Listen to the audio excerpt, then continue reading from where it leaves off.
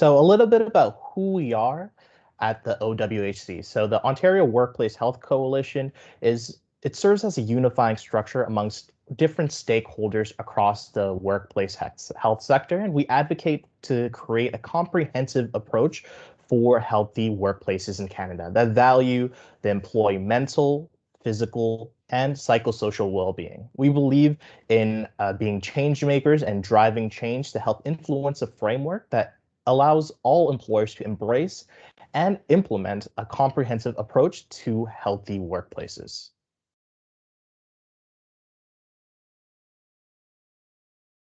So a little bit about Joan Burton and who the event was named after. So for those who may not be familiar, Joan was one of the founding members of the coalition who was taken away from us a little bit too early from cancer. She was the lead author in the World Health Organization's Healthy Workplace Framework and a recipient of the Canadian Workplace Wellness Pioneer Award in 2003. Every May, we choose to honor change agents like Joan by hosting our Joan Burton Day of Learning to bring together like-minded individuals and share what is trending and new in organizational health news and how we can all come together to influence stakeholders and government, ensure there's measurable process and progress made towards our goal. So again, today we are going to be talking about what it really means for leaders and organizations uh, to implement some tangible takeaways from the research which is shared by our two speakers. Our first one being Wayne Clancy. So Wayne is an expert in cultural and team development. He's the founder of Future Strategies Inc. and the MindSuite GPS. So with MindSuite, there's an increased level of visibility and understanding about people through data that they would normally have through their operational and financial systems. So MindSuite makes the complex a little bit more simplified, easy to use, and easy to digest, and includes constructs like innovation, culture, engagement, humanity, wellness, resilience, as much as many and sorry, and many others. So our next speaker after Wayne will be Eileen. Eileen is the CEO of Health Partners, which is a collaboration between 16 of Canada's most respected health charities. So Ms. Dooley is leading the growth of workplace giving in both the private and government sectors. So Health Partners and its 16 national health charities help develop treatments, cures, early diagnostic tools, and they continue to offer support to Canadians and their families facing critical illness. So to begin, we're going to toss it to Wayne, who will share his thoughts on some of the more recent research he has done and introduce himself again. So so what I'm going to share with you today is some extensive research that we've done globally, something we've called the pandemic checkup. And just to follow up, we've been measuring these complex human relationships and things for 25 plus years now. And over the past year, everyone is quite aware of the changes that have gone on and the impact. And we launched about a year ago something we call the pandemic checkup, a little bit over a year ago, where we were looking at comparing things that happened and how things were pre-pandemic versus post-pandemic, or versus a current situation, which isn't post. And we found there was some very, very interesting information, especially when it comes around the well-being and wellness of people. Next slide, please. So I think this is something that's pretty obvious, that the pandemic has changed everything, where leaders of all types are looking to reset their organizations and their communities. And what is it we do next? Click.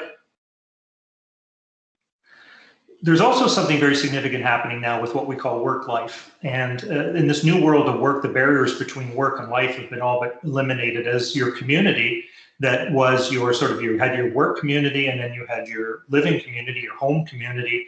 There was a certain amount of separation between the two.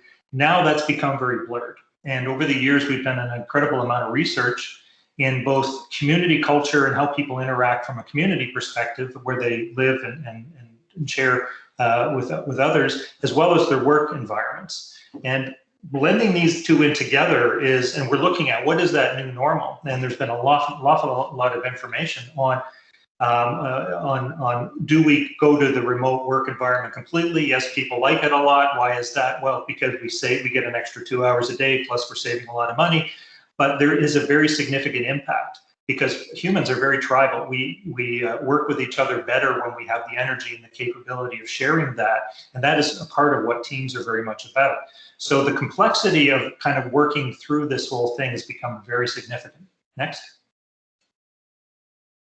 And in addition, over the last number of years, well-being has moved from somewhere around 40 on the list from a leadership perspective right up into the top 5. And emotional, physical well-being are very, very significant and has a huge impact on what's going on.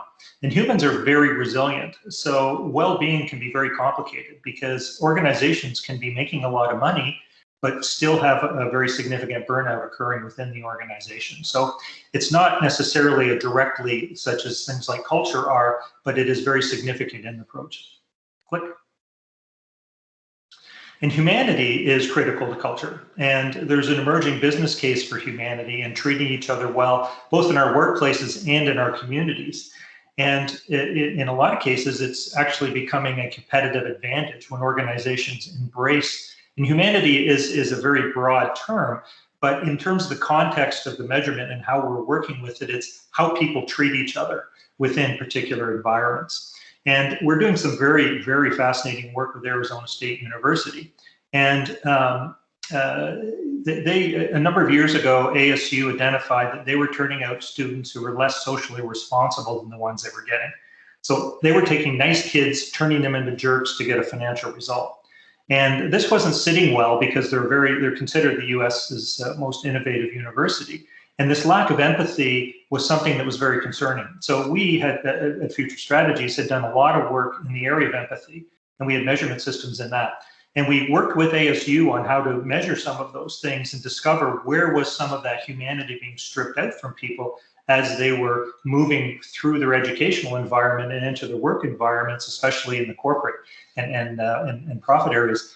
And it was really quite fascinating. And while I was there, I ended up meeting the Dean of Humanity. And he had a program called Project Humanities, Make the World a Better Place. They were pushing it out through individuals, very, very difficult. And when I went to see him, he was literally in the basement of a building. And everybody knows how beautiful the US universities are. And he's like down in the basement. And so I'm down there and I'm talking with him and he was telling me about the project. And I said, Neil, this is such an incredible project. Why are you in the basement?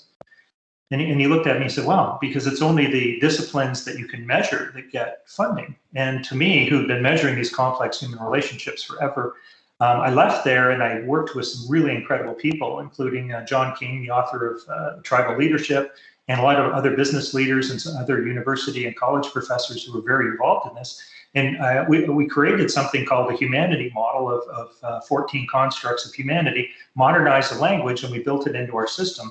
And we started measuring the humanity and then cross-referencing that to wellness, well-being, and performance outcomes. And it was really quite fascinating that the higher the humanity scores, the more money companies were making.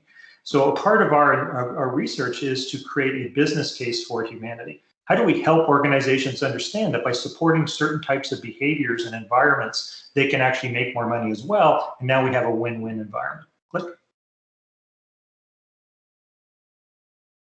And the other part of it is great data optimizes decision making. And I think, a lot of times when people say, oh, you run a data company, eyes crossed, people are, oh my God, what's that all about?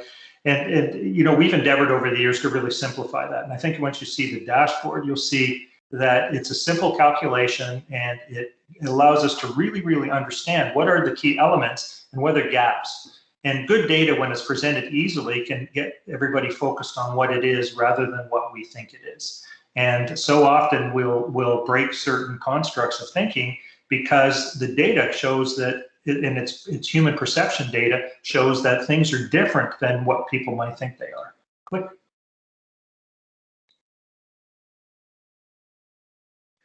And we refer to this as, oops, I'm not sure why this is happening, but usually stays under the stool. But organizations make decisions based upon a wobbly two-legged stool. And the third, stabilizing third leg is the human element. And that's really what's so important for us to look at. But historically, that's been a very difficult thing to actually measure effectively. Click. So a big part of our research, and actually the cultural components of it, I don't know if people have read Tribal Leadership. Usually most people have that I've talked to. It was a book that Joan wrote about 10 years ago, and is considered one of the leading books in leadership, but the culture revolution in terms of how does culture impact the types of things we're looking at. And I had the privilege of meeting John a few years ago, and he and I connected immediately because, as he put it, it was the marriage of art and science. He had the art and the understanding of it, even though it was based on scientific thinking. And then we had the science of measurement that could actually work with that. And recently, John asked me to write the follow-up with him, which we're calling Tribal Possibilities. So what's possible when people get together and really work within the environment to create new and better ways of doing things. Because one of the things that's very unique about humans is that we can see things that don't exist in our imagination, our creative side. But all too often within organizations and our communities, we suppress those opportunities and make it very difficult for people. So what we call the triadic model, and when we say triadic, it's anything is stabilized by a third element. And all too often, we try to implement programs and systems that are not stabilized. They're basically based on a plan that's gone out. And in our particular model is, how do we align people around a common outcome? Doesn't necessarily mean that they agree, but that they're aligned, that we want this type of an outcome on how we get there. Then design the program, the plan, the actioning, whatever happens to be what it is, but also be prepared to refine. So align, design, refine, because things are going to change. All too often, organizations and communities and government groups and families and others, they'll design a plan, then it breaks down, everybody backs away, okay, what's the new plan? In they go. Okay, that breaks down, what's the next plan? And never really get into this triadic model where things are stabilized. And not always are people aligned around the outcome, but they also don't prepare to make the changes that are needed. And as a part of the research, we're measuring this over a period of time so we can help make sure that we get out in front of some of the changes that are required from a refinement perspective. Click.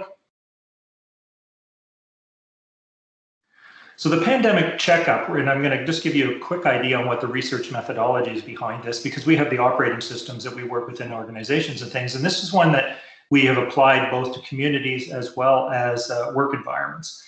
And the mandate really is to understand the impact of this period on well-being and its current and predicted impact on organizational outcomes.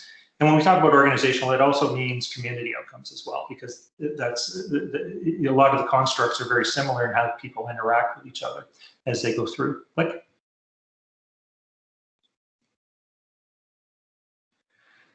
so when we're looking at the well-being, which is the major function of this, there's really three areas to well-being and wellness.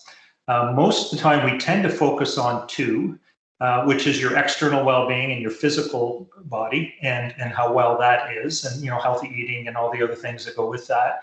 The internal well-being, which is our psychology and how we think, and depression and a lot of the different elements that are coming out very significantly during this pandemic period and are being accelerated in a lot of cases. And then the third area being what we call the environmental well-being, which is the humanity and culture side of things. And what is the impact of the environment on well-being as an individual? And it's those three areas that will actually stabilize humans and make them work well. And this is kind of at the core where a lot of this work is happening. Click. So this gives you an idea on some of the methodology. So what we had is we had a number of people share their thoughts with us. And what we did is we asked them, and we have a very unique algorithm where there's a two-sided grid in this case, and we asked them, based upon that statement, please tell us on the left, how important is that to you? Then on the right, what is your level of agreement that it's true now, and how was that before pandemic? And we also have previous pandemic information to cross-reference to it. So, in terms of charity and generosity from a character and humanity point of view, most people are kind and generous and go out of their way to help each other out in our community and our business. How important is that to you? And then what is your agreement at now and versus before pandemic? And we did this with a number of different constructs. Click.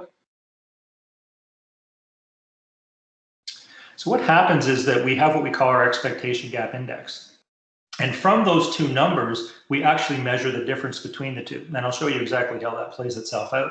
So if something is really, really important and it gets a 100 score, but it's not working that well, it could get a 50, 60 score. So it's at 60% of expectation. And conversely, though, if something is really not all that important, but it's working really well, it could be 125. So it could be above expectation. That happens a lot. A lot of times we invest money in things when people really don't think it's all that important. Organizations do it, communities do it, et cetera, et cetera. So we have that gap there. And money can be spent on education. And when it comes to well-being and wellness, we found quite often historically, a lot of times people didn't think that certain elements were important, but they were okay, kind of thing, right? And that educational component was really important in helping people understand that. Click. So the pandemic checkup triad, and everybody be tired of my triadic conversations here, but we really looked at these three key areas, plus the strategy. Performance was a section on its own as well from a cross-referencing perspective, but the well-being, being internal and external, the culture component of things and how we interacted from a cultural perspective, and then the humanity sector, which was how we treated each other. And how compassionate and the way we would show different things and different elements to people. So that was kind of the way that we played this out and worked at it. Click. So one of the keys to it too is that we cross-referenced our information out, and you can see there's outcomes, which is greater collaboration, competency, efficiency, et cetera. There's certain systems that we all talk about, and everybody's kind of tired of hearing about all these things, but agility, community, culture, and a really critical element of diversity, governance and sustainability and strategy and all that kind of stuff. And at the end of the day, it's humans that need to work on that. So we have our well-being component with it, resilience, physical, mental wellness, mental focus, personal energy, humanity, and those particular areas are humanity and culture, and then our performance. So that's really the core model on how we brought a lot of these things together in terms of thinking. Because all too often, these different elements are looked at in silos, and they don't actually look at how they interrelate with each other. Click. So what do we learn? And this is one of the pages of the dashboard. And what you can see here is that we have the strategic elements, the cultural elements, the character and humanity, and then the wellness and well-being. So you can see that now, if we look at strategic elements, there was a bit of a drop from a strategy point of view, and there's a number of different elements that are playing themselves out that are very difficult for that. We looked at the culture elements. You can see there's a bit of a drop in that particular area. But if you look down at number 4, the well-being has dropped significantly, 13 points. And this is a very significant drop that goes on. And I'll show you the detail on that in a minute. But one of the things that we've learned with the wellness and well-being is that it is predictive. And over the years, we've had organizations that were doing extremely well financially and operationally and making a lot of money, but they had very low wellness scores.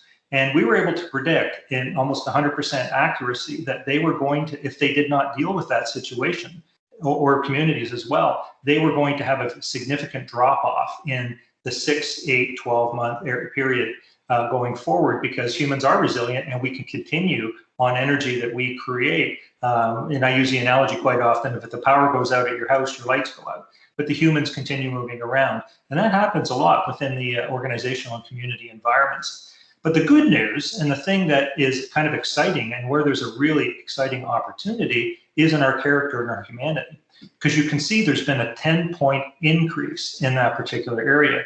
So through the pandemic and the difficulties that we've had, people are treating each other better, which is a very, very important element. And a part of our mandate and our mission on sharing this information is, how do we help people maintain that? And how do we build on our humanity as we're moving forward, and not go back to normal and lose some of that, but really look at that and how does that impact and affect us on the way forward? Can you click, please, on the somewhere on the chart? There's a link there to the online dashboard, and I'll walk you through it.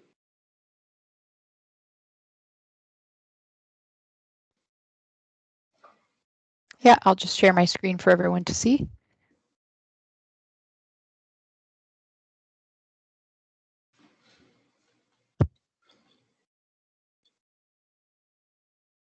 Okay, so now you can see this is the dashboard that I just showed you, and this is all live, and our organizations have. And this particular one was an organization of 135 people. These numbers are exactly within 1 or 2 points all across our global work. And we've done work in Europe and all sorts of different places. So it's very, very significant that way. So you can see the different elements that are there. So if you could click on strategic elements, please.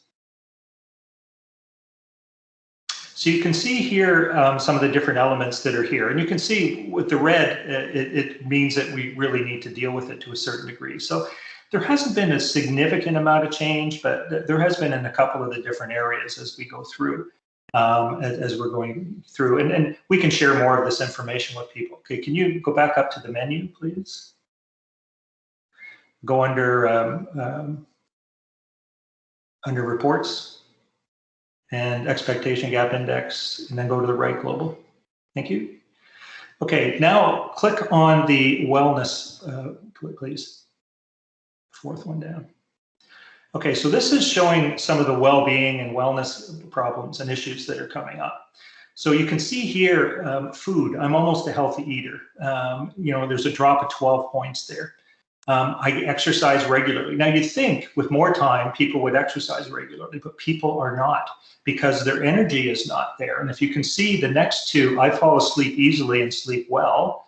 I wake up in the morning refreshed. A lot of people aren't doing that. And we had a lot in the commentary where we learned things, you know, I'll just lie in bed and read the news or read emails for an hour rather than get up and go out and make things happen the way I need. At the end of the day, I feel I still have energy left over. Again, a very, very significant drop in that particular area. And, you know, little things we learn, like the food, for example, and it's funny because this came out quite a lot of them, but when we went to the office to go to work, we generally had an hour for lunch, we'd buy a healthy sandwich and we were done. But when people are working from home, they walk by their fridge 12 times a day. And it's all of these little things that are starting to add up to the different elements that are happening. And optimism is down. You can see that there's more anxiety, which we know. Energy, you know, feeling energetic and healthy on things, being able to cope with things. So you can see that there's a very, very concerning elements when it comes to the well-being, and that there is, and we don't want to be negative about this whole thing, but what we want is for organizations and people to recognize that this is happening and we need to try and get out in front of it. And how do we do that? We have to look at these particular elements and how do we adjust and shift so we can get humans onto the right track on what so many of us have been brought up and conditioned to practice. Because, you know, from a career point of view, you get up, you know, 5 days a week, you go off to work, and there's a certain pattern and rhythm to that that actually can energize people into their natural way of doing things. Whereas when that has changed so dramatically, so quickly, it has caused a lot of different elements. Can you go back to the menu again, please? And go down to the reports and the priorities report.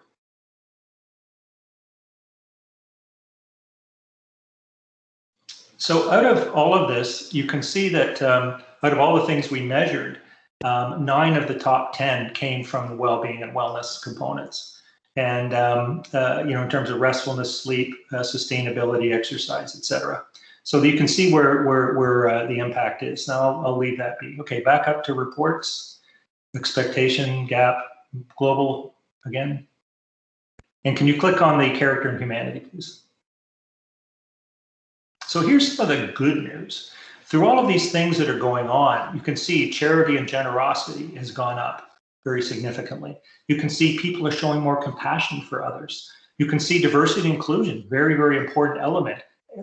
All people from many different backgrounds and cultures, because we have very sophisticated segmentation capabilities, is going up significantly in terms of how we look at others and the human side of what's going on. Empathy has been increasing. Fairness in terms of fair active action and the way people are treated. Forgiveness is up. Can you scroll up a little bit more, please? Oh, the other way, sorry. As you can see, you know, friendliness has gone up, and just about everything here has gone up. More kindness, more respect. The one that's funny to me is temperance, right? People are constantly demonstrating self-control. So the fact is that people are losing it, but we're far more accepting of that and far more supportive of people who do lose some of the components that go with it. And people are starting to come out and being a little bit more inspired and a little more focused on problem resolution, as the last two show. So you can kind of see there is an element there that is very significant as we're going through. So this is the core of what some of these things are. And so that's kind of the basic of it. I don't think there's a lot more to show you at this point. We have had the ability to, and if anybody's interested, we can share more details on the report through the association. That there's quite a bit of analysis that's been done on the impact that has on particular outcomes and how certain elements are working. But I just want to emphasize, we're so committed. Like when you see the humanity scores going up, how can we help support that, and how can we make that so it's more common in our work environments and not as significantly a problem as it has been historically? So that's about it to wrap it up.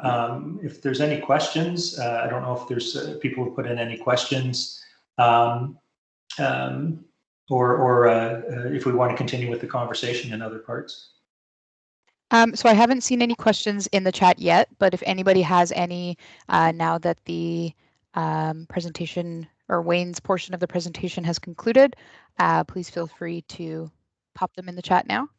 Oh, I do have one question here for you, and that is, can we get a copy of the report through the coalition? It would be interesting to share this with different workplaces. Yes, absolutely. Excellent. Yeah, this is very much a us and them model. So we really love sharing this with people because, and in a lot of cases, we're offering complimentary checkups in environments where we can help get the data, help people get focused back on the wellness and well-being and the humanity side of things. So, through the association, we certainly are quite prepared to offer a series of those as well. And the more information we have, the more we can share, the more we can kind of tackle some of these challenges together. Great. We do have another question. Is it too late to complete the survey?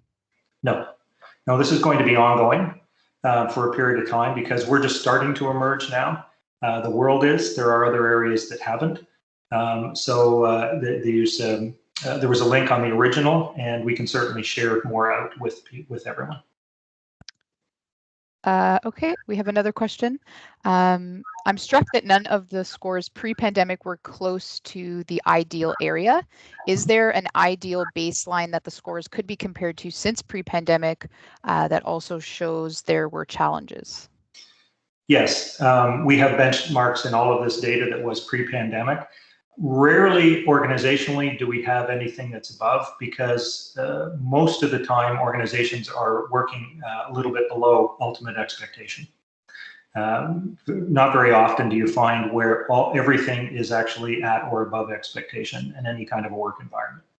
Because we're still, a lot of the commentary that comes out of it is really quite fascinating because when you think about it, our business structure was actually designed just after World War II, and it was built on military constructs.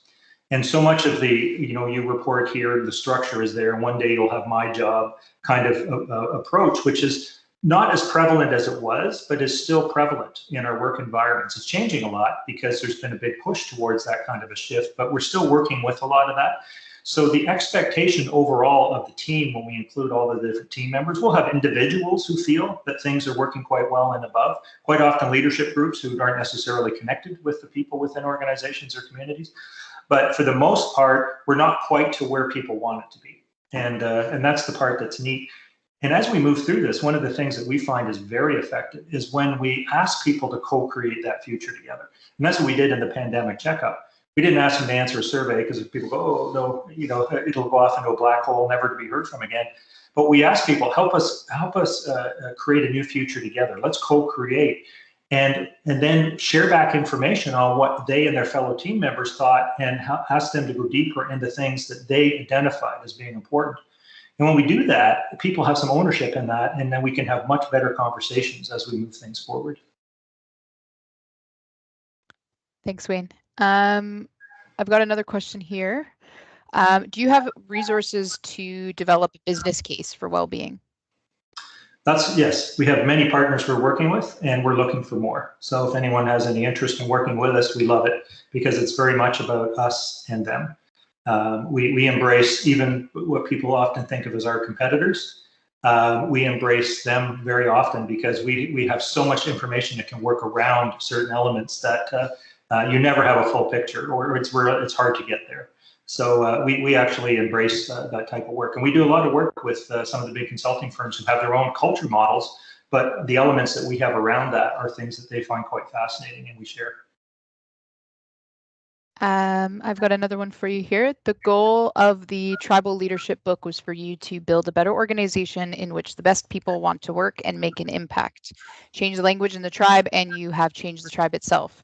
Are you looking at the impact language is having on desired outcomes or possibilities? I'm sorry, what was the last sentence, part of the sentence? So the last part of the question was, are you looking at the impact language is having on desired outcomes or possibilities? Okay, language, am I assuming that it's language within the context of English or Spanish or whatever, or it's different languages, I guess? I believe it's speaking about the language within the tribe, because the question just before that was changed the language in the tribe, and you have changed the tribe itself. Yes, so maybe just the and way that's a great question, because one of the things that we've learned is that our model is designed to engage people in creating their own environment. And a high functioning, great tribe or work environment in New York is very different than one in Toronto, and very different than one in Atlanta or Vancouver or Halifax, or even within departments and divisions within organizations or communities, because there's a different set of priorities. I don't know if anybody's ever done work in New York. I used to do a lot. We still do a lot. And I sit in a New York boardroom, and everybody absolutely tears everyone else apart. They're nasty. They're call each other names and everything else. And then everybody goes out and has dinner together. But part of the culture is to have that aggressive tendency, but then that's okay because that's accepted. But in a lot of cases, they've created that as something that is what people want. But if you use that same kind of language and approach in Atlanta or Toronto, people wouldn't talk to you. So it's a very unique environment, and that's why we ask the importance factor, because it's important to understand what does that culture want and where is it, and that could be departmentally, it could be geographically, it could be functionally, and we have what we call 8 areas of diversity, because people don't think of it that way. And that includes cultural, gender, age diversity, but thought diversity, different levels within organizations, department, function, geographic, et cetera. And there's diversity in thinking in all those different areas. So the answer is that the team quite often will make its own and then share that against best practices, and then you can have elevated performance. Thanks, Wayne. Another question for you here. Does this data capture the type of support people get from their manager and or company during the pandemic? Would this play a role on how people are doing? Yeah, this overview part that you've seen is an overview part, and we didn't deal a lot. There's certain questions within the culture environment from a management perspective that allow us to do that.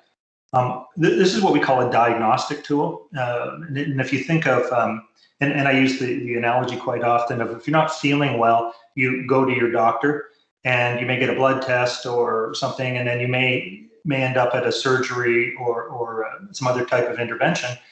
But but you start with a diagnostic and the blood test and things. But in the business world, we have a bunch of surgeons peddling their surgery without good diagnostic tools.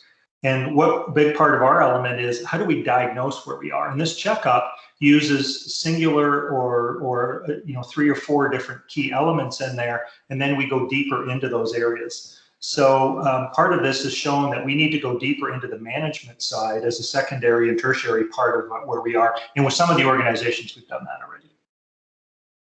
Great. And the final question here is, did you find differences based on various sectors? Absolutely. Yeah, and as I mentioned before, we have we don't have enough time today to show you all the detail of it, but there's a very sophisticated segmentation tool where we can compare different geographic areas, different locations, different functional areas within. We can compare men versus women, different cultural backgrounds, all of the different elements, just almost unlimited. And also the way people prioritize things. So we can compare people who put a high priority on certain humanity items to people who don't. And what are some of the other elements that are causal in that type of thinking as we go through?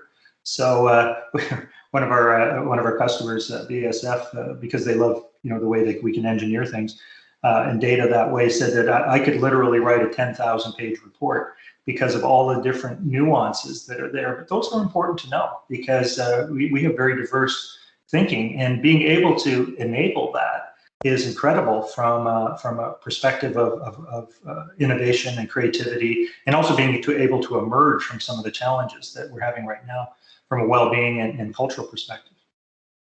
Great, thanks, Wayne. I just wanted to remind anyone, if they did want to see a copy of the report, or if they have any other questions or specifically about resources, that you can email us at contact@owhc.ca. And that's all the questions that I've got for you, Wayne. Great. Well, thank you so much.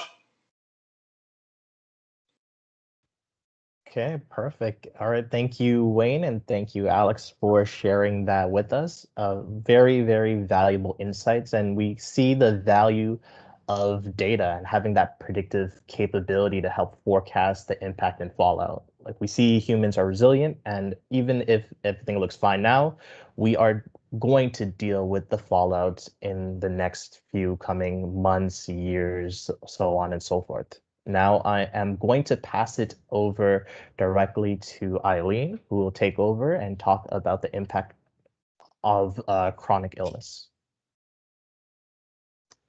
And that was a great segue into my presentation. I just want to begin by saying how delighted I am to be here this morning and to be able to share some of our insights and some of the work that we do with you. And oh my goodness, Wayne, you are a hard act to follow. That was an absolutely fascinating presentation. I was busy taking notes throughout it.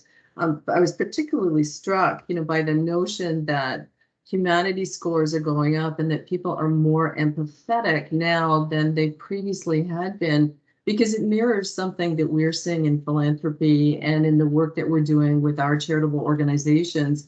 And that is this incredible burgeoning sense of community, where people are not being completely insular, but are reaching out and helping others in ways that we've not seen in this sector before. And so I'm really intrigued by the work that you're doing.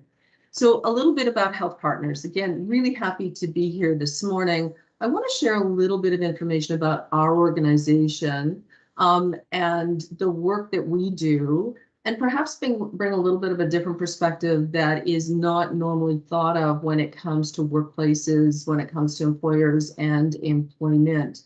And so if we can go to the next slide, please, Alex. So we know through the work that we've done at Health Partners that about 87% of Canadians are likely to be touched directly by one or more chronic diseases over the course of their lifetimes. And I suspect that that's something that many of you already know. I mean, 1 in 2 Canadians are likely to be diagnosed with cancer, 1 in 5 with arthritis. 11 million Canadians either have diabetes or are pre-diabetic. And when you go through the list of major illness and chronic diseases, it really is clear that, that chronic disease is something that touches us all. It certainly touches us in our personal lives. It touches us in our communities, in our workplaces, and indeed as a nation. Next, please. And so we are a collaboration. Can we go to the next one, please? So we're an organization that works with 16 of Canada's health charities. And these are all, many of these I suspect are household names to you: the Canadian Cancer Society, Heart and Stroke, Arthritis, Diabetes, Alzheimer's, some of the largest that affect huge numbers of Canadians, and some of the smallest: Huntington's, MS, muscular dystrophy, ALS, Parkinson's. Touch relatively few Canadians, but the impact that those diseases have on them is absolutely profound. Next, please. We call ourselves Canada's best kept philanthropic secret because I suspect most of you hadn't heard of us before today. We were founded 32 years ago with the express purpose of raising money in workplaces for our charitable organizations. And for 25 years, that is exactly what we did. We were a flow-through transactional fundraising agency, in many respects similar to United Way, but only working with health charities. And we realized a few years ago that in order for us to have relevance, in order for us to be able to aggregate and have greater impact, we had to change what we were doing and change the focus of our organization.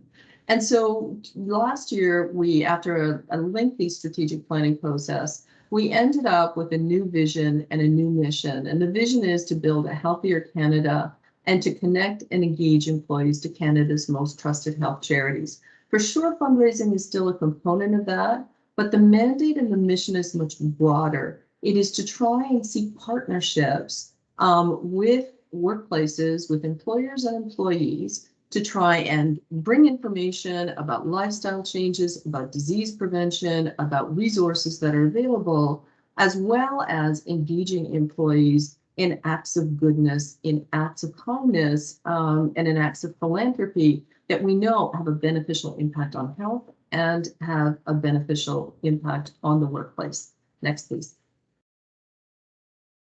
So in January of this year, Wayne started off his presentation by saying the pandemic has changed everything. And certainly in the charitable sector, it has changed things profoundly. Over the course of 2020, as we were watching what was happening and experiencing what was happening, we heard a lot of conversations about mental health. And it's something that our organizations had not previously worked directly on, although one might argue that the peer support that they provide, the outreach, the services, the programs that they all engage in are a form of mental health support. We haven't really addressed that issue very significantly. And we wanted to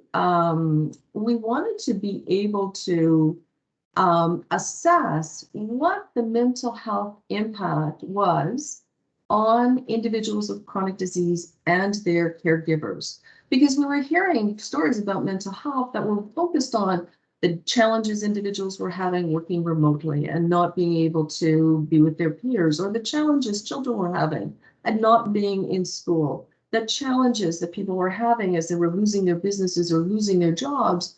And those are all important and legitimate, but what we weren't hearing in the story that wasn't being told was there an additional impact on individuals with chronic disease and their caregivers? So in January, we engaged Abacus data and we went into the field, surveyed 3,000 Canadians. 1,100 of them had chronic disease, 500 and some odd were caregivers, to really try and assess what was happening. Next, please. So the results were pretty clear. The health implications of the virus go beyond contracting COVID-19. And they are going to be long-standing issues. And we know that the challenges with chronic disease, the delays in treatments and supports and diagnoses are going to create challenges for the healthcare system, for individuals, and for workplaces in ways that we haven't experienced before. And they are going to go far beyond the time at which we have a fully vaccinated or have herd immunity in communities. And the risks to mental health, physical health from isolation and stress are significant, but there is a greater risk to those with chronic disease, major illness, and their caregivers. So next, please. So we asked the question, are you worried? And this was in January, so keep in mind that this is before the vaccine rollout really started to take effect in any significant way. But we asked Canadians, are you worried about getting COVID-19 yourself? And so the general population responded, 61% of them were. Individuals with major illness, 68% of those indicated that they were worried about getting COVID-19. 72% of caregivers. And one of the striking findings that we found throughout the questions that we asked is that caregivers is the demographic. It's a group that is experiencing the greatest amount of stress, the greatest feeling of isolation, and the greatest challenges as a result of dealing with their situation, with their loved ones for whom they're caring, and with the impact of the pandemic. Next, please. Then we asked about mental health. What's the impact on your mental health? 58% of Canadians said that they saw a negative impact as a result of the pandemic on their mental health. We're a little bit surprised that the results for those with chronic disease or major illness mirrored so closely that of all Canadians, 59% reported. But then as we delved into it a little bit further, we think that that is because there's a high level of stress amongst people that are dealing with chronic disease or a major illness. And so that might explain why the results weren't significantly different.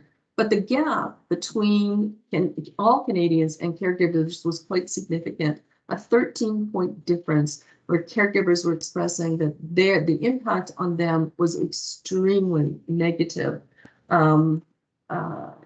as a result of the pandemic. Next, please. Caregivers were telling us that 53% had said it was taking a toll on their mental health, 51% said it impacted their finances, and 72% were expressing the fact that it had given them a greater sense of responsibility. So overall, people are feeling less healthy. And I think, Wayne, it relates back to the points that you were making in your presentation and I was really happy to hear that I'm not the only person that when I get up in the morning, before I get up in the morning, I lie in bed and read the news to find out what's happening. But people are feeling less healthy overall. All Canadians, 57%, those with chronic disease, major illness, 60%, caregivers, 67%. Again, a significant difference between caregivers and the general population. Next, please. So, as I mentioned, the impact will extend, we believe, far beyond the time at which we are vaccinated and we've reached some level of herd immunity.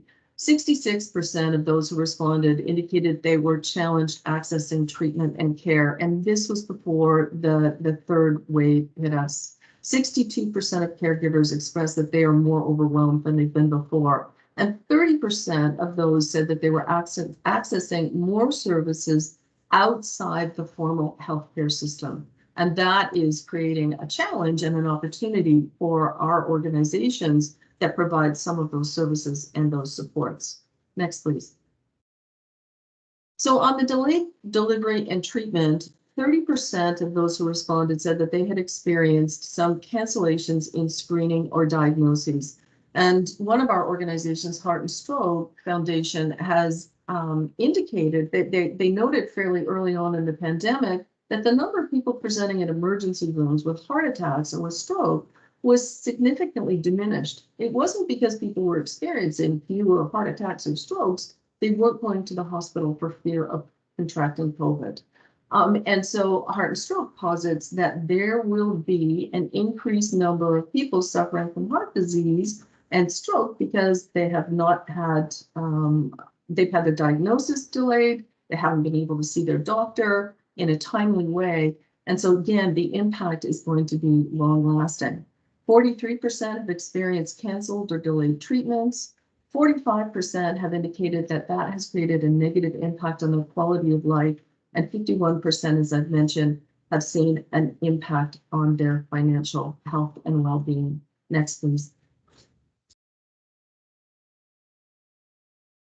On the mental health front, 60% with a chronic, 60% of people who have chronic disease or major illness see a negative impact on their mental health. And as I mentioned earlier, 71% of caregivers see that negative impact.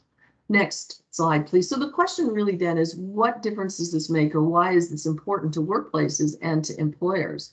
Well, number one, we believe that chronic disease rates are going to continue to grow because of the lack of diagnoses and screenings. The fact that treatments have been delayed, that is going to have a significant impact on people's health and well-being. It's why we called our report the shadow pandemic, because we believe that there is this chronic disease pandemic that is mirroring the COVID pandemic.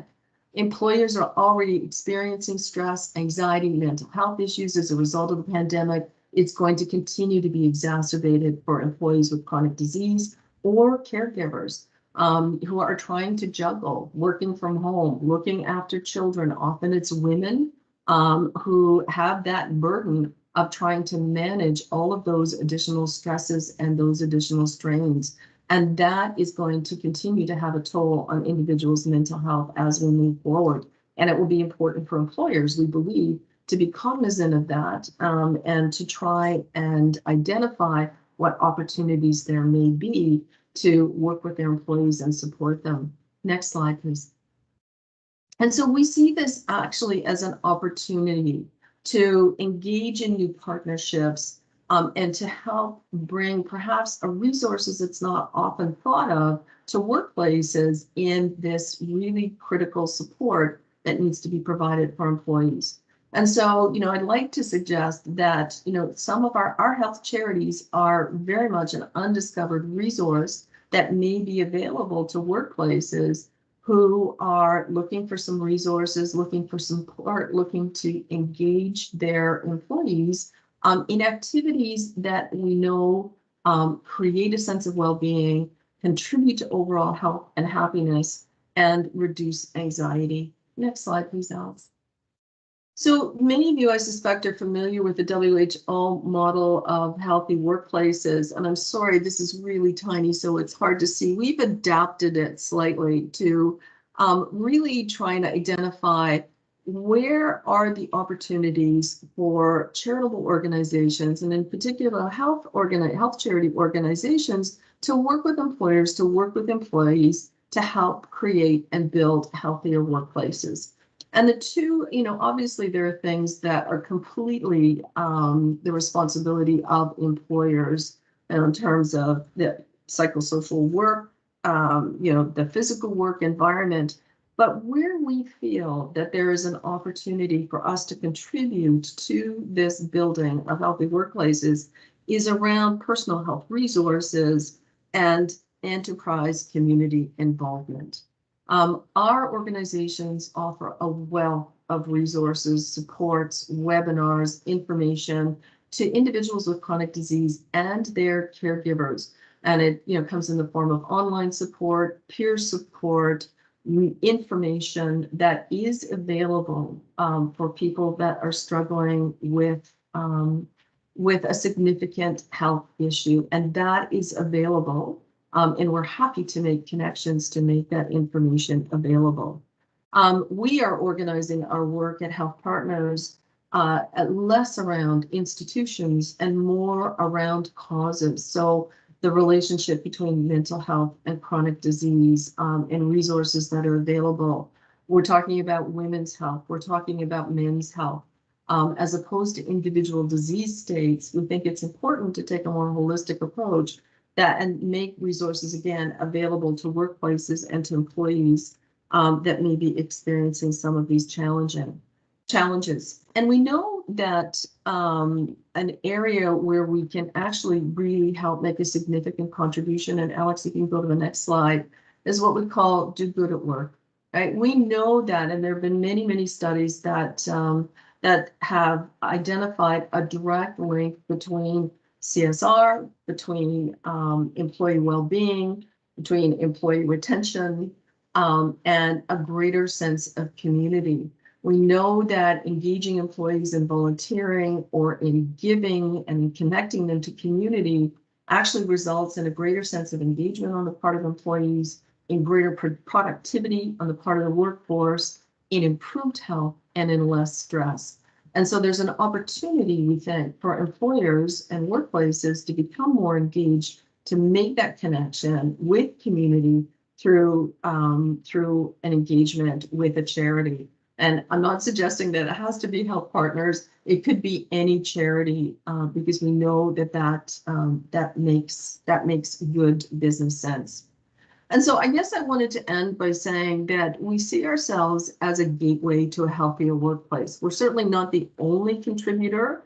I know most people, when they think about healthier workplaces, think about EAP or other programs that informally exist within the workplace. We are an undiscovered resource that we would love to be able to follow up with you on and make information and support available to you in your quest for to build healthier workplaces as well.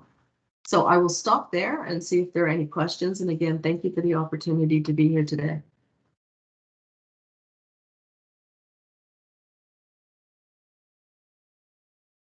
Thanks, Eileen. So if anybody has any questions for Eileen at this time, you can absolutely pop them into the chat.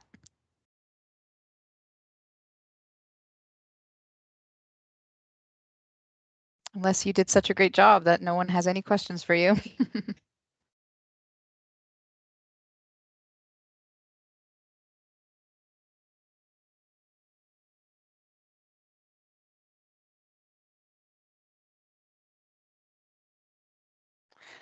So we have one question here that I'm having a little bit of trouble. I think there's some typos, but I would assume that oh, right. Okay. So where are the supports? Are the supports available via website, or do we contact you directly for them? You could reach out to us directly, and because it would depend on the kind of support that you were looking for. Okay. Excellent. Any other questions?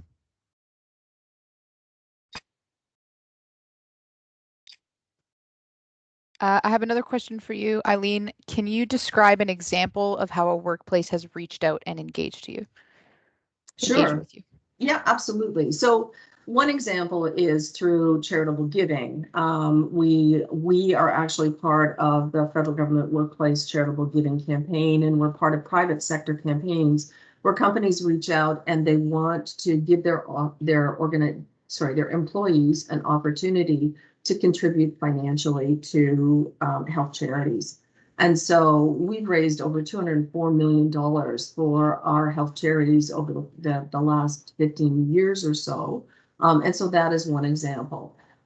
We have worked with some private sector companies that have asked us to bring in resources from our organizations to make presentations to present to their staff on healthy behaviors. So for example, how can you engage in healthy behaviors that would reduce your risk of contracting diabetes? That's one example.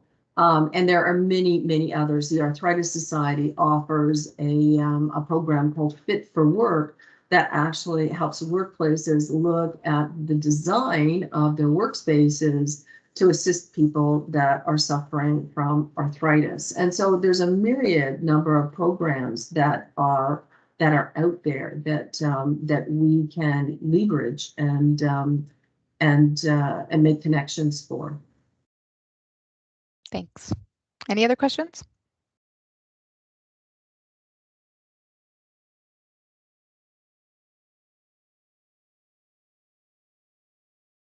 Okay, well, I don't see any more in the chat at this time. So thanks, Eileen.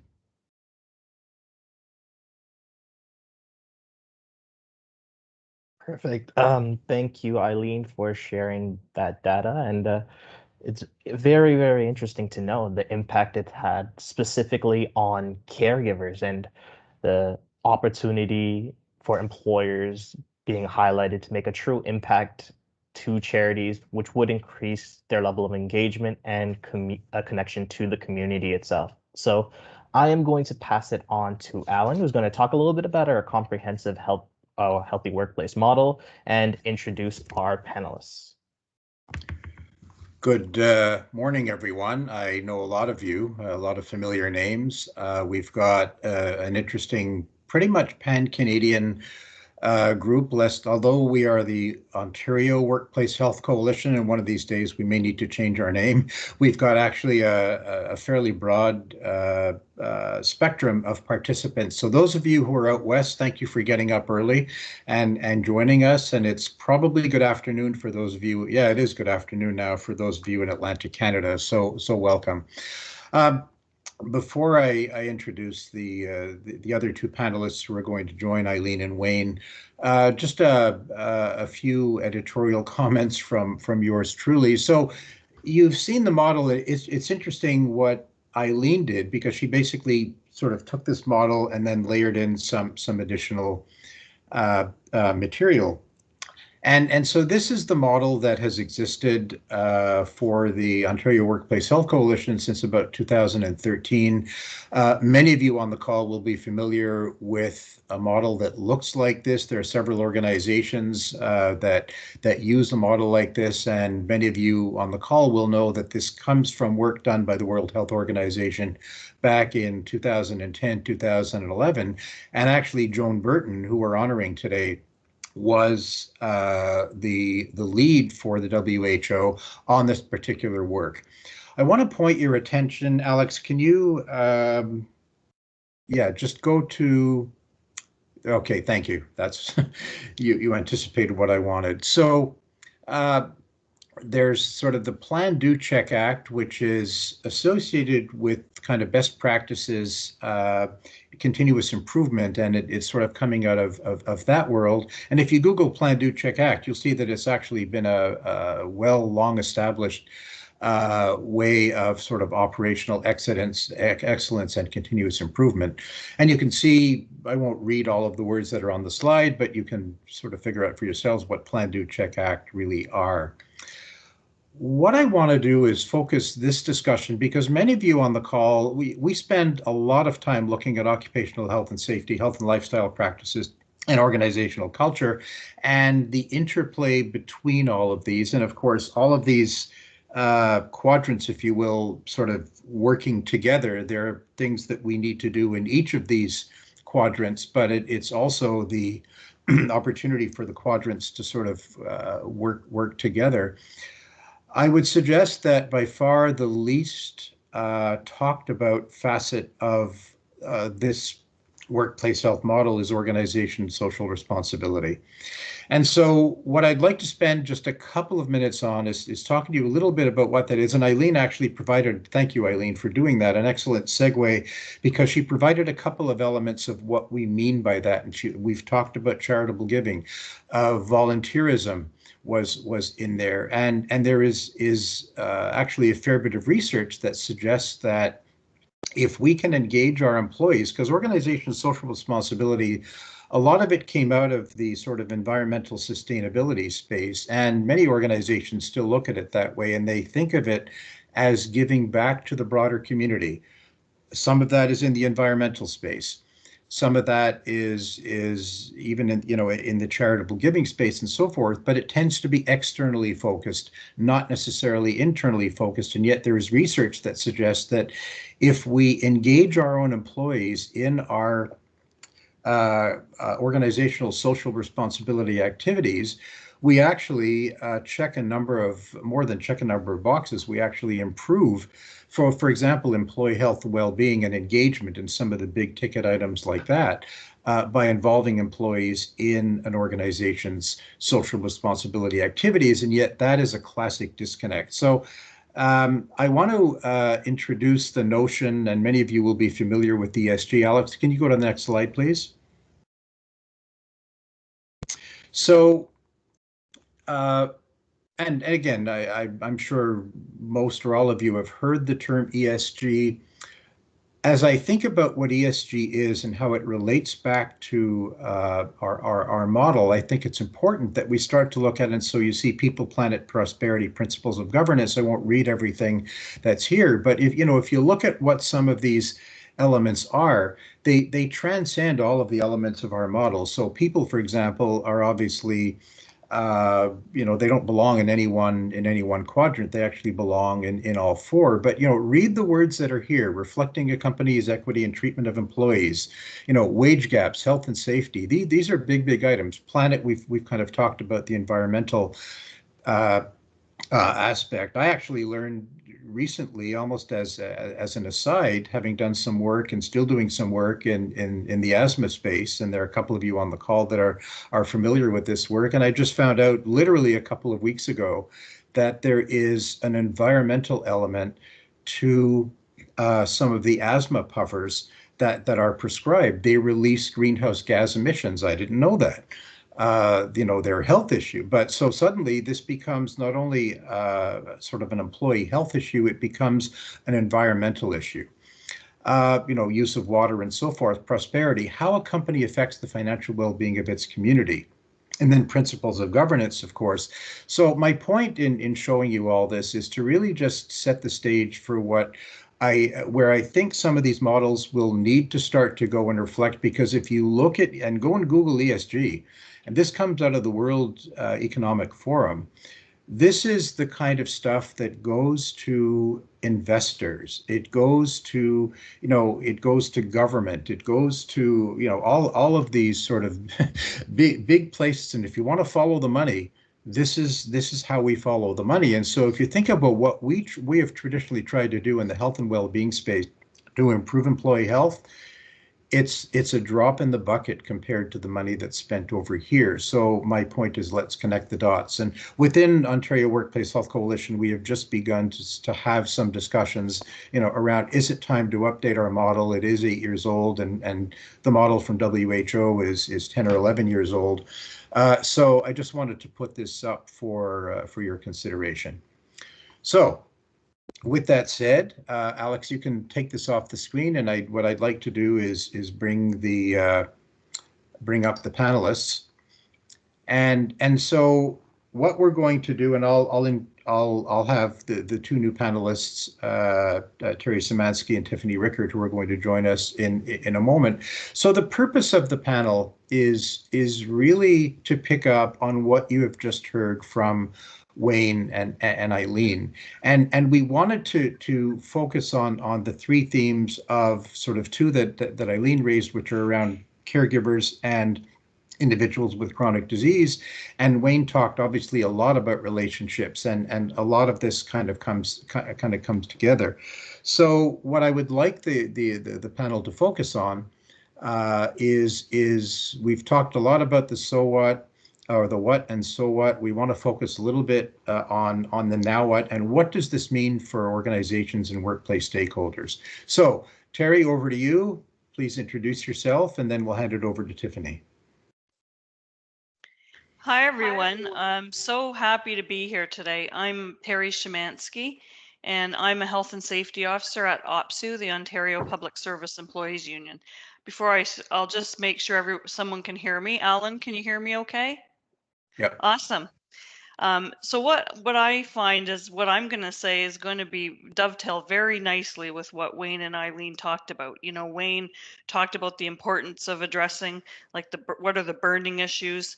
Eileen talked about negative impacts, especially on the caregivers. That was a big finding, and how every different groups of organizations all play their part, and in a way it's all hands on deck to get through the pandemic. So just about my perspective, just so that what I hope to bring, and when you've talked about the people aspect of the ESG model, I'm going to talk a bit about the people, because as a OPSU health and safety rep, all of the unions in Ontario, including the Ontario Federation of Labour and lots of other organizations, like OCAW, Occupational Health Clinics for Ontario Workers, and other organizations have been meeting weekly since the pandemic. So we have a really close finger on how people at work are faring, and also how employers are struggling, and how the workplaces are trying to deal with this. So for now, I'll say, if there was ever a time for workplaces and everyone, not just workplaces, but everyone, to realize and address workers' health and well-being, or psychological health and safety, the pandemic has driven that home. And I mean, that's no surprise, because I mean, we've heard of Maslow's hierarchy of needs, where it shows that our base physiological and safety needs are base needs of every human being.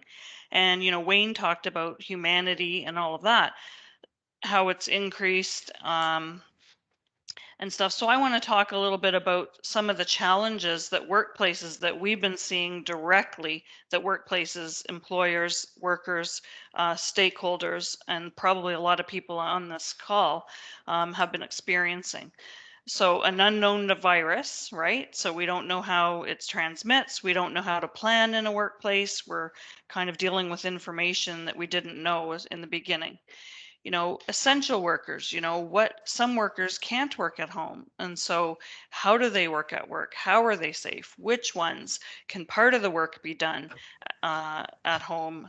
This constant change, number 3. So constant change. Things never stay the same, constantly changing. Workers are getting deployed. Workplaces are trying to react as fast as they can and change on a dime.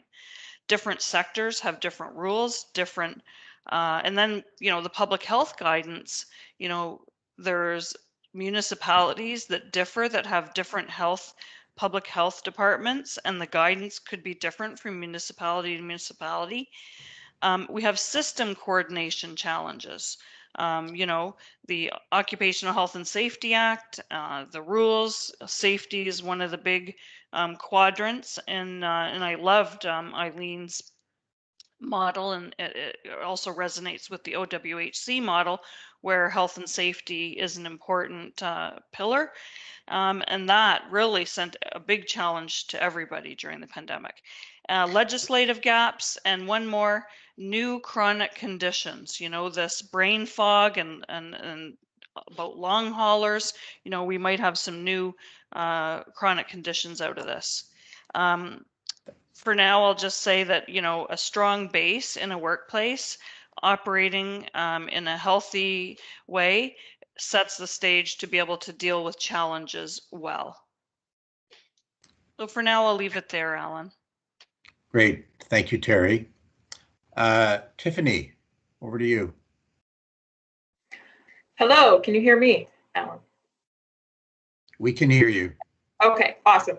Hello, everyone. My name is Tiffany Rickard. I am a HR consultant on the workplace health team at Bell Canada.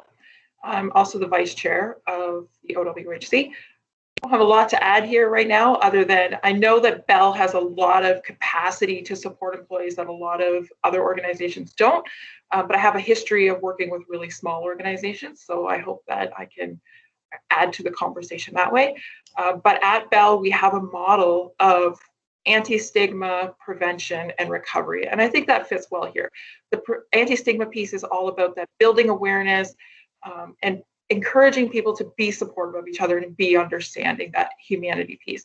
The prevention piece, what can we do as employers to help prevent illness, help prevent the progression of illness, and the recovery? What resources can we provide to employees to help speed along that recovery and make it as smooth as possible? Great. Thank you, Tiffany. I'm going to ask Wayne and Eileen to either come back on screen or just make yourselves available. Tiffany, same for you.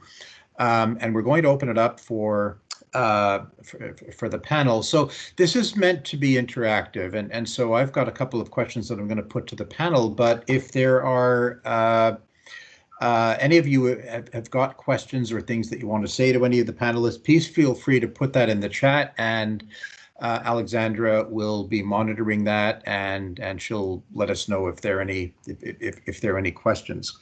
So just to get started, and thank you, Terry and Tiffany, for providing your perspective. I think it was important for people to hear from you. I'd like to start with, and Wayne, it's not a question for you, but it's based on something that you said, but it's actually a question for all four of you. Wayne, you talked about humanity and treating each other well, and I guess my question to the panel is, let's frame it in the negative and then the positive. So in terms of humanity and treating each other well in workplaces, I think we, all of us on this call have had a variety of experiences, some positive and some negative, and hopefully we've all had more positive than negative experiences. But I think it's fair to say that we all have either experienced personally or know firsthand of let's call them more negative experiences. So it's interesting to see that there's been an uptick in sort of humanity and caring and all of that.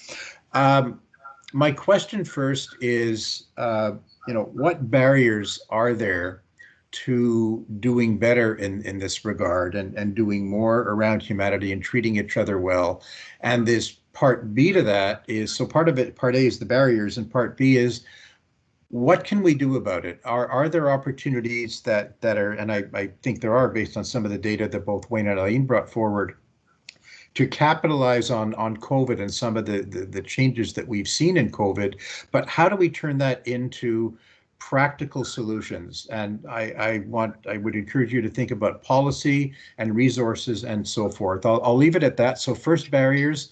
Second, overcoming those barriers. And any of you can jump in. Or I'll pick one of you. So, well, I can start things with some of the barriers. Some of the barriers are what we call cognitive biases, where people have been conditioned, especially in the workplace, to act certain ways. And a lot of that was in the training, and it filters back into some of the work that I'm doing with John King, and is what he calls his culture map. And so many people have been brought up with what he calls stage 3 and stage 2, which is I'm great, you're not, kind of an environment within. And so many managers and leaders are sort of conditioned to think that way. And we need to change that way of thinking. So it's about we, and it's not about me anymore. And I think that's one of the biggest barriers to the kinds of changes we have, because we do have ego, but even beyond the ego part is the cognitive conditioning, where people believe it's the right way to do things because over the years they've been conditioned to think that way. And it's very difficult. We use data to try and break those cognitive conditions, and we can quite often when we have a leadership team, when we can get them in a room, because they are the ones that shared that. But it's very difficult to get people to think differently. Terry. Yeah, changing information was one of the big challenges that the workplace has been dealing with the pandemic. But I'll tell you an example of a large mental health hospital in Ontario worked with OPSU and ONA, the Ontario Nurses Association. It's 2 unions, and the organization adopted a mantra of communicate early and often. And so that's that organization has been, presenting and talking about communicating early and often. They found during the pandemic had a lot of benefits because, it allowed the workplace to be more nimble quickly when things are changing. It allowed them to hear other people's perspectives and make decisions that that people felt protected, that everybody knew about. So that's a really good example of one experience in a workplace that I've seen during the pandemic. Now these ONA and OPSU and the organization have been working actively together for since 2017, where everyone made a conscious decision to roll up our sleeves and work together on workplace health and safety and psychological health and safety. And it started with workplace violence prevention. And we're talking like before 2017, the organization was facing charges by the Ministry of Labor. There was pickets and all of that. Going from that to collaborating daily on anything that happened with the pandemic. And I asked the organization recently, how do you think the pandemic would have gone if we hadn't have started that work back in 2017, where we communicate early and often? And they said it would be totally a different experience for everyone of their many thousands of employees. Anyone else want to add anything? I just wanted to add something. I think people, what we're hearing is that people are really, especially because of the lockdowns in this province, people are craving a sense of connection, and they're craving that sense of community. And Wayne talked about co-creation. I think that there is an opportunity as we enter into the next phase of work, whatever that looks like. There's an opportunity for employers and employees to co-create a different space, and and to engage new partners, to look at things a little bit differently, but to really be cognizant of the fact that employees are seeking that sense of connection to their colleagues, to their workplace, to their employer, to the larger community. And we already know, I mean, Alan, you cited some of the numbers. We already know that the employers that routinely fall into the best employers, best places to work are those that have a commitment to engaging their employees and working with them as opposed to having them work for them. So I think that there could be tremendous opportunities if we're cognizant of this moving forward. And my point would be the challenge of remote work. And we're not just talking about people working from home, but people that are distributed. For Bell, that would be our technicians who no longer go into the office every day to pick up their materials. They're not seeing their colleagues, they're not seeing their leaders. How do you build and maintain that team spirit? But also, as an organization, we can do a lot to push initiatives. But what does that look like at the team level? Because so much of that depends upon the leader. And I think, as Wayne mentioned, sometimes, quite often, the skills that were required for a leader to be effective because of the structures that we supported pre-pandemic were old, outdated, and didn't emphasize those soft skills that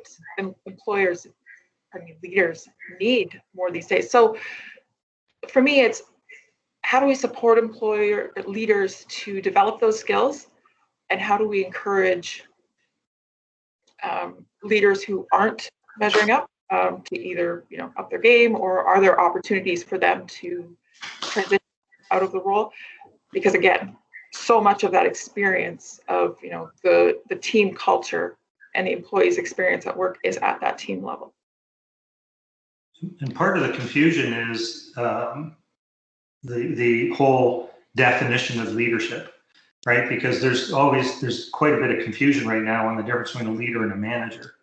And all too often, people who are in a leadership position are really a senior manager, where it's more about management control. And and John and I, it's something that we work with a lot. And the fact is that a great leader creates a wonderful environment, then gets out of the way. And to engage the employees and the different team members in that co-creation, where they can visualize that, then there's ownership. Then get out of the way and allow the team to bring it to the next level. And it's amazing what happens when that happens. Because it's such a different model. Because people wait around for leadership to do this or that or what other thing, which is really just the senior management side. And with the world we're in now, with the ability we have to communicate on so many different levels, whether it be remote or whatever happens to be, the whole fact of the matter is that from a tribal perspective, it's that co-creation to create that community that people take pride in. Thanks, everyone. I know, Alex, there are some questions in the chat, so I know we're going to get to that in a second. A quick comment on leadership, and I think this discussion is quite relevant, or leadership is quite relevant rather to this discussion, and it's leadership at all levels, as opposed to the traditional way that we all too often think about leadership as sort of from the top. And yes, that's there, but hopefully we can all get to a place, and maybe this is where some of the humanity comes from, is understanding that every single person in an organization can and should lead in their own way, and in a way that makes sense for them. So Alex, over to you. Thanks, Alan. So I have a question for you here. What do the panelists see as the major challenges for employers and unions in bringing humanity and a sense of community to the workplace post-pandemic? So I know we touched on this a little bit, so if anyone wants to expand. Maybe it's Terry. I'll start on this one. Some of the things that workers and employers have been trying and talking about out there are being flexible and looking at things broadly. One of the things Eileen mentioned in her presentation was, the fear that people felt of either getting COVID themselves or bringing it home to their family members. And that fear is amplified when our family members, or us, even the workers, have chronic illnesses, and then further amplified by the fact that they can't even get the treatment their treatments for those have been canceled and stuff. So that makes workers even more afraid. So one of the things I see workplaces doing to try to deal with this, and as a major challenge, is looking at accommodation flexible and broad, more broadly than normally in the past. That sometimes it is where a worker needs to be accommodated because of an injury or an illness. Now it's like bringing COVID home, or it's a need for more workers in the workplace. And I sit on my own accommodation committee at work, and so I've been dealing with this not just as a union health and safety rep, but in my own workplace and with my employer. And so having more conversations, listening to the input of what people need, and trying to move ahead with that in mind, as opposed to just looking for the specifics or objective evidence from doctors, that stuff. The other thing, and I see in the comment, you referred to lots of different workplaces have different types of workers. Workers are being deployed. Workers are being even just not continuing in their jobs. So just understanding, basic understanding from unions, workers, and everyone in the workplace about the fears and everything that everyone's experiencing. Even parents sitting at home with kids trying to go to school online. And then you can never harm anything by getting input. I think, both Wayne and Eileen and Alan, for that matter, talked about the importance of getting input. And so you can't go wrong by being flexible, broad, accommodating, listen, being understanding, and getting input, and then actually with an effort to try to implement that input that you get. And another key element around that's so true, Terry. And another key element that is to get rid of the win-lose mindset that occurs so often in the work environment. We get, it's when in a unionized environment, it's we need to win, right? And it comes out as that kind of environment rather than a win-win-win environment, where it's how do we win, how do the union win, and how do the employees and the team members win. And that's such a critical element. And it's Eileen here. And I have to say, from a charitable perspective, I mean, we know research shows that people feel that they are making a difference, when they're having an impact, that they're changing somebody's life, that makes them happy. It makes them feel better. And so, I really urge you to consider how you engage your employees in that sense of connection to something greater than the sum of the parts. Because studies demonstrate, if you volunteer, if you can make a direct connection with somebody that you're helping, it makes an incredible difference in terms of your mental health and your physical health and well-being.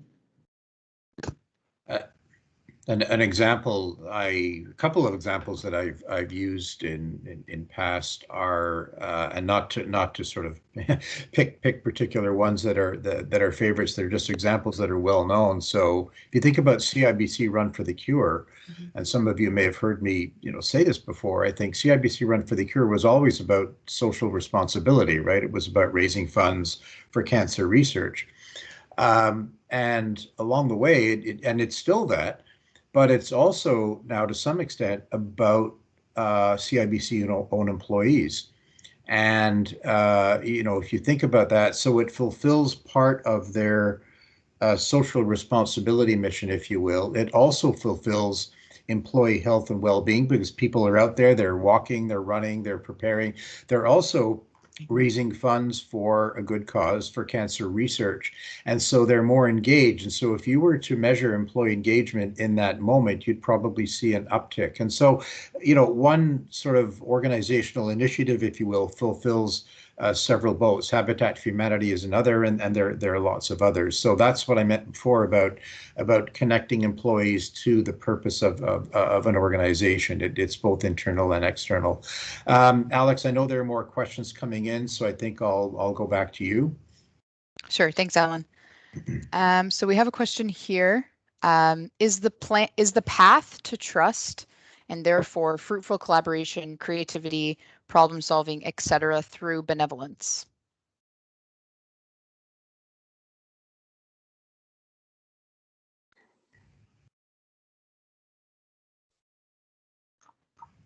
Maybe That I'll is start. yeah, please, Go ahead, Terry, Terry. go ahead.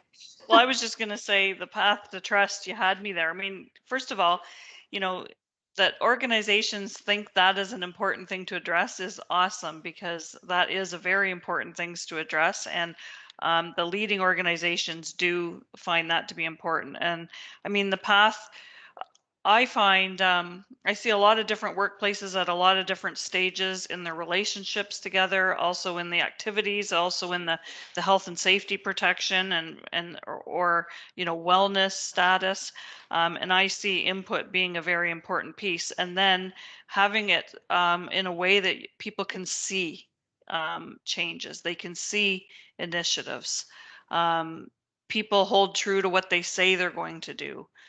Everybody sees how their ideas have being put into place in one way or another.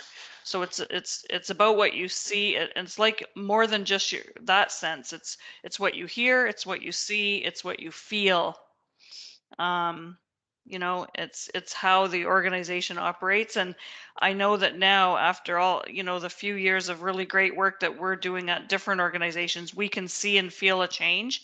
And we're not quite sure if you know, if there's data, but we can all feel it. So there, to us, it's change and there's trust. So you build it, and you don't build it overnight. It's a journey. And it will have mishaps and missteps, and then, but you just keep working. And it does take a lot more time to collaborate and to hear all the perspectives, and then to figure out a way forward together. But it's worth it. I think for me, it's what is trust? Are we talking about it at a corporate level? Is it an organizational level, or at an individual level? And for me, my initial thought is at that individual level. And I think that's so hard to say because everybody's so individual. I think we have to, obviously, again, reiterating what Terry said, have that psychologically safe environment where people feel supported and feel heard. But we also have to recognize that for some people, you know, doing something for that person, giving them an opportunity to contribute, looks different. You know, it looks different for different people. So I think, yeah, you have to be willing to have that conversation with the employee. Mm-hmm. Yeah, leave it there.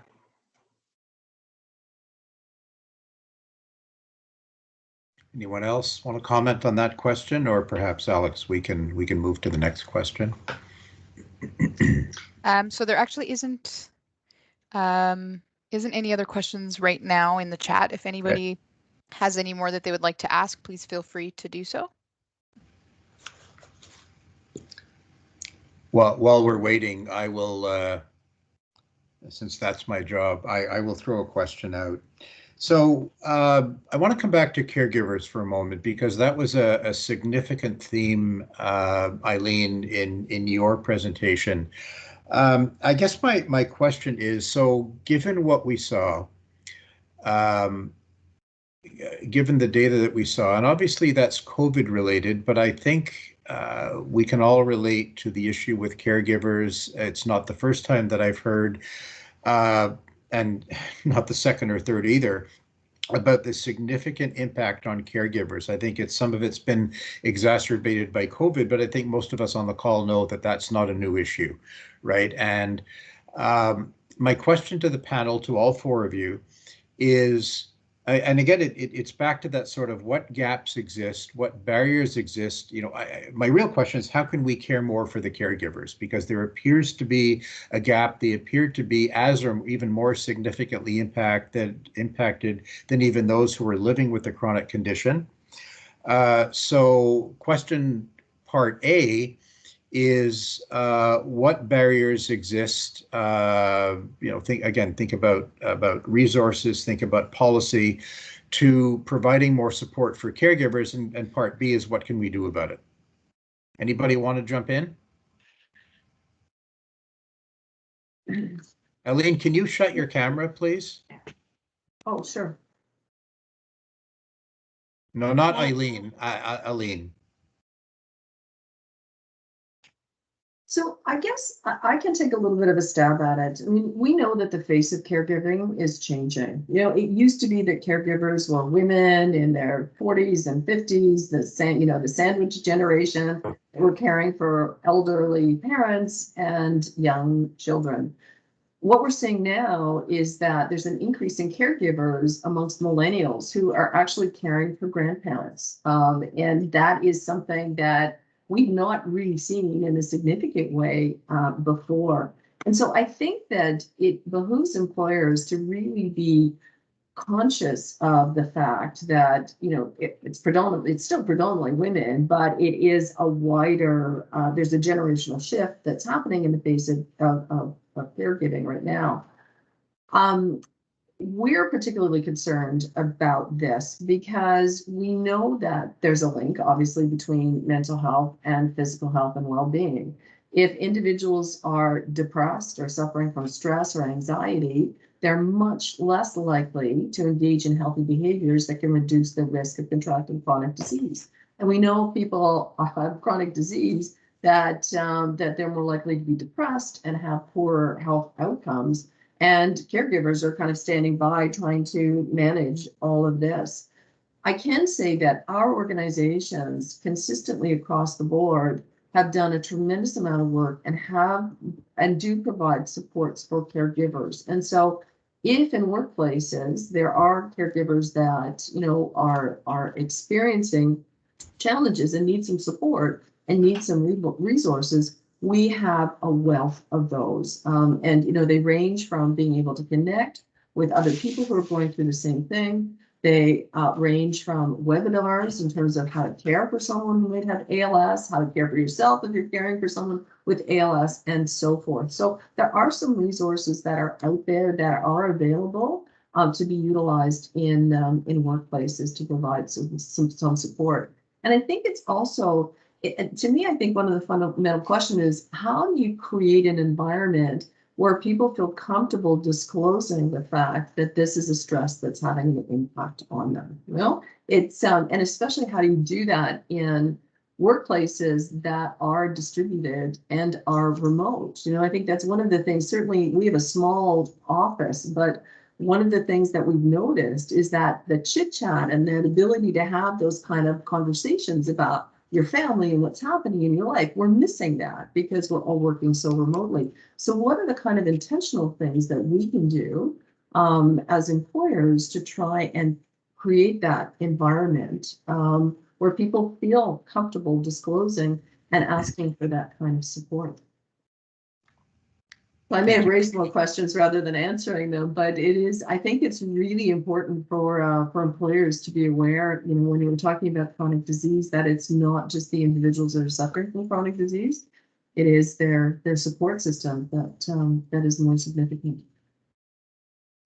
Thanks, Eileen. Anyone else on the panel?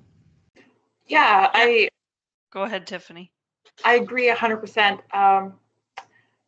I actually had a call with our disability management group before this panel to make sure that I was prepared with what's actually going on at Bell. And they've had a lot of accommodation requests for parents.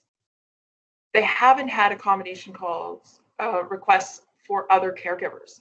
Mm-hmm. And that tells me that either it's being handled at the team level, which is amazing, or people are working through it. And that for me is the biggest fear, that people have this idea that, you know, this is my personal problem and it's not a work issue, so I'm just going to deal with it. Or, you know, I really need this job to support my family, so I'm just going to, you know, manage, which is my biggest fear, that's happening. And for those people who, you know, we can't encourage to disclose, I think making the resources really, really available right up in front so they don't have to go looking for them, and making them anonymous, non-work. So whether that's EFAP or whatever resources you have available, you know, connecting with health partners. I think, yeah, some people are just never going to be comfortable having that conversation. So what other options can you make available for them to get that support? I'm just going to Can I jump in. just jump in on this one, Alan? Sorry, I'm going to jump in for a second, Terry, because I want to just say something, sort of a qualifying a statement that this question, part of it comes from some of the things that Eileen said, and Wayne to some extent. Part of it comes from other research that was done, and this is a few years ago by Vanier Institute of the Family and a number of universities. But to Tiffany's point, I guess I'd just ask the panel to maybe think about this. Is some of that, and there is the disclosure, and it's my personal issue, and I don't want anyone to know about it. But beyond that, are caregivers in a position of feeling there's really nothing in my organization that supports me? There aren't policies that say, that speak to caregivers in the same way that there might be policies or resources that if I'm sick, there's a benefits plan, there are other ways, and teams will come together, and you see a lot of disclosure, for example, in cancer. So I don't want to hog the the limelight. I just wanted to get that sort of thought in there. That is part of that, because caregivers may think that the employer doesn't support me because I as a caregiver don't really see anything in the supports that my employer provides. Over to you, Terry. Alan, I'm so glad you said that, because that is a very critical thing. And I think that,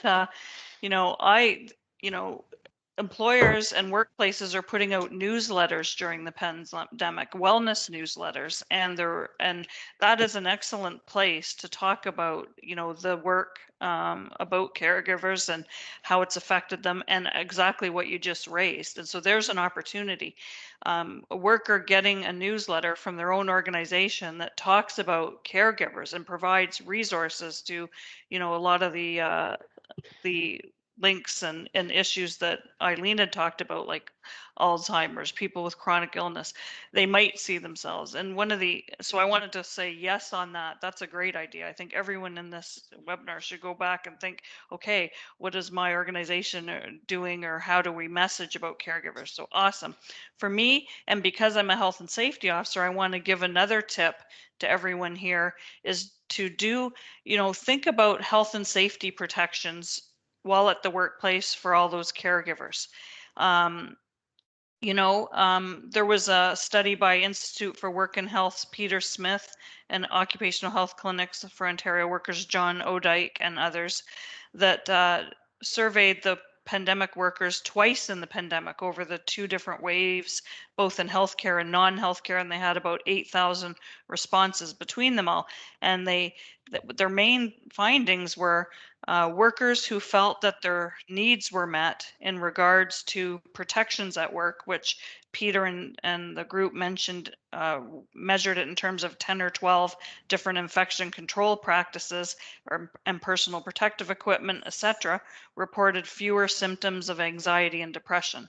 So and then it also found that workers who had all of their needs met at work in regards to infection control and PPE reported fewer symptoms of anxiety and depression, even fewer than people working at home.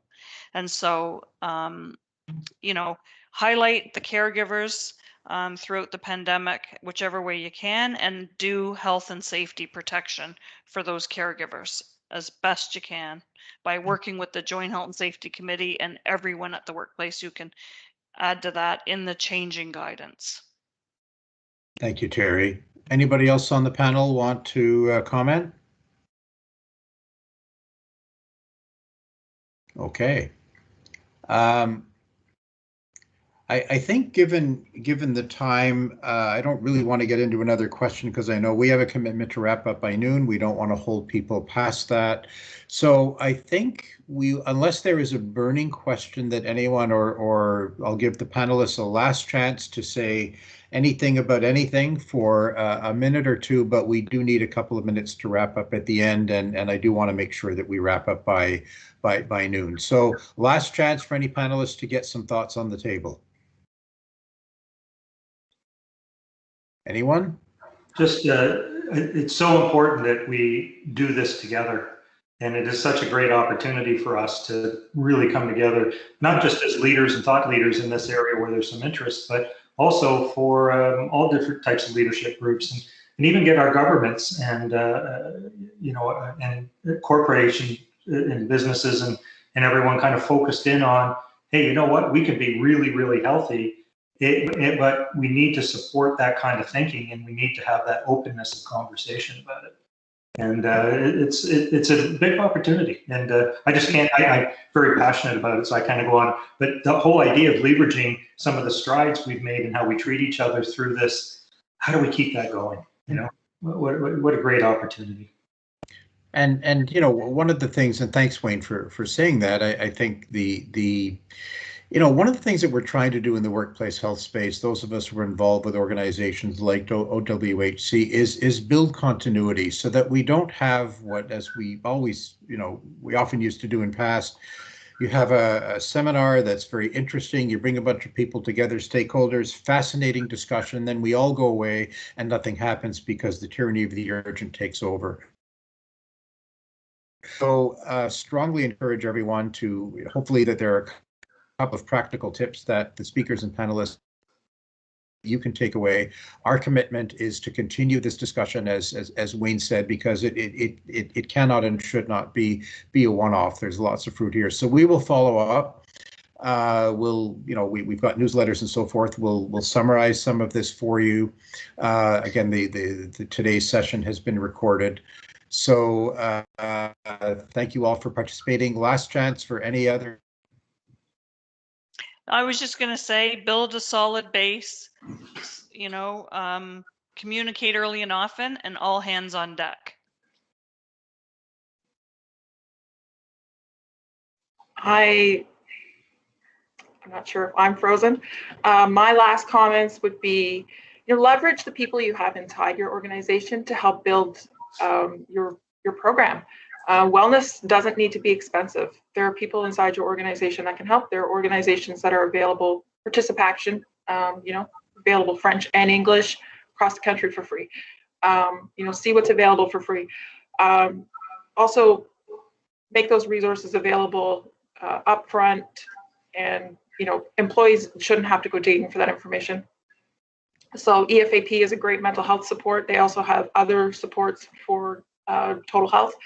And check with your benefits provider if you don't already have a healthcare navigation tool of some kind. I think having a specific organization that can help, or tool that can help support employees as they're navigating specific health challenges is really good.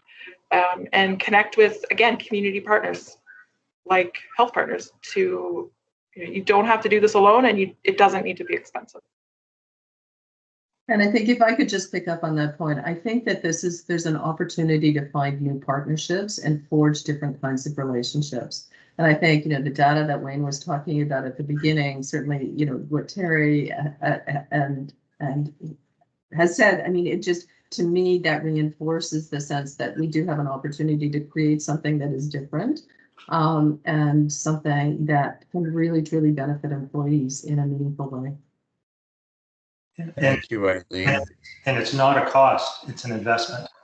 Because what will come back to corporations who support this will be multiplier effect positive. Absolutely. So get away from that cost mentality quite often that goes with this kind of.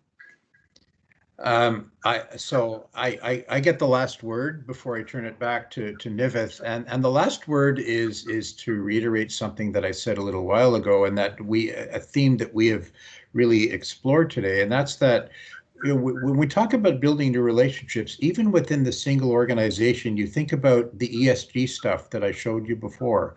And so there's an opportunity within the single organization, whether that organization is an employer, a union, or association, or what have you, to go back and talk to the people that perhaps in the wellness space we don't typically talk to. Talk to the people that run the CSR, organization social responsibility activities, that example of CIBC Run for the Cure or Habitat for Humanity, or who manage the charitable, whatever it is. That tends not to be HR and occupational health, and a lot of people that are on this call. So build those relationships, have those discussions, and you may find that the wellness that we're talking about is actually a lot cheaper than you think, because it becomes part of that bigger organizational picture, and that gets to a lot of the metrics that Wayne talked about. Nivith, I'm going to hand it back to you for closing comments, and thanks very much, everyone. All right, thanks, Alan, and thanks everybody for joining us today. Very valuable insights that have been shared by both our panelists and our speakers. We learned a little bit about the true impact of COVID and the impact it's really had on well-being, and the importance of culture and humanity, and how it really makes business case to implement that within the workspace, as well as the impact uh, that COVID has had specifically towards caregivers. I believe one of the greatest takeaways is what we can do moving forward, and the opportunity to co-create with the workplace itself to make it a little bit more of a different, more inclusive space, and acknowledge that connection is great and needed between employers, employees, and the community, and the impact that a team culture has, and to provide more opportunities for ownership and contribution, so employees can have a little bit more investment into their work, into their sense of self, and into their employer, and take really pride in that community, both at the workplace and outside, and provide opportunities for increased levels of leadership that makes sense for everybody to participate and be an active leader. And most importantly, I think it was summed up really greatly. This is not a cost, it's an investment. And you'll see the return on investment of multitudes over, as long as you pay attention and highlight the needs within the workplace, individualized towards your own workplace makeup. And in terms of OWHC, please follow, join on all of our social channels. We have quarterly newsletters as well. Please free to sign up. You can sign up on our OWHC website. And if you want to contribute and volunteer or participate in any other manner, just feel free to reach out and contact us. We're happy to work with you guys and help contribute to a goal of a more healthier workplace within Canada, and help contribute to providing a more comprehensive approach to healthier workspaces. Thank you. Thank you, everyone. Have a great day. Thank you.